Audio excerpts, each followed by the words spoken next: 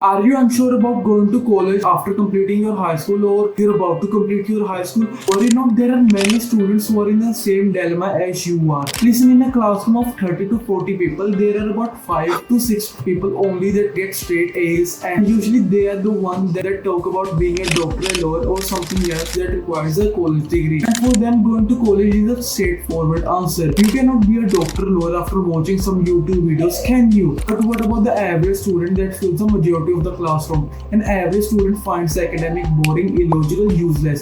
If it sounds like you, should you go to college or not? Well, Tristan Tate said it the best if you're unsure about going to college. If you don't know what to do, don't go to university. If you know what you want to do and you need a university degree to do it, then obviously pursue that. If you don't know what you want to do, going to university is going to burn 3 or 4 years of your time and likely get you into a bunch of debt and a bunch of trouble that you don't need. Go to the parking lot of your university where the teachers park and look what they're driving. You won't see one car that you'll ever want. These are the people who are teaching you. These are the people who you're listening to.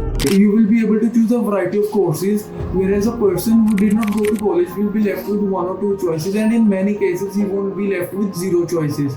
Financial stability. After completing a college degree that is in high demand, there is a high probability that you will be able to land a job that pays you really well. For example, you get a degree in AI development. You can earn about $130,000 per year in the US. Floor preference. Many big companies still prefer candidates that have a college degree. Well, we all know that college degrees play little to no role in getting a job in these days, because these companies also started to assess person on the basis of skills. If you have a college degree and possess the required skills, it will give you a competitive edge as compared to a person who only possesses the required skills. On the flip side, college also has some big drawbacks. The first one being cost of getting a degree which is in high demand from a good institution is way out of a budget of a middle class person. If you or even your family gets a student loan to help you complete your studies, the uncertainty of job markets or getting jobs at a really low rate will put you or your family in a debt trap, and it will become only harder to pay off the loan, because the amount of money that you will be earning, you will be spending it to pay off your student loan, and plus the interest you have to pay on it also. There are more unemployed people that hold bachelor's degree, and this only happened because more and more people are joining into limited courses, resulted in a more supply than demand. As a result,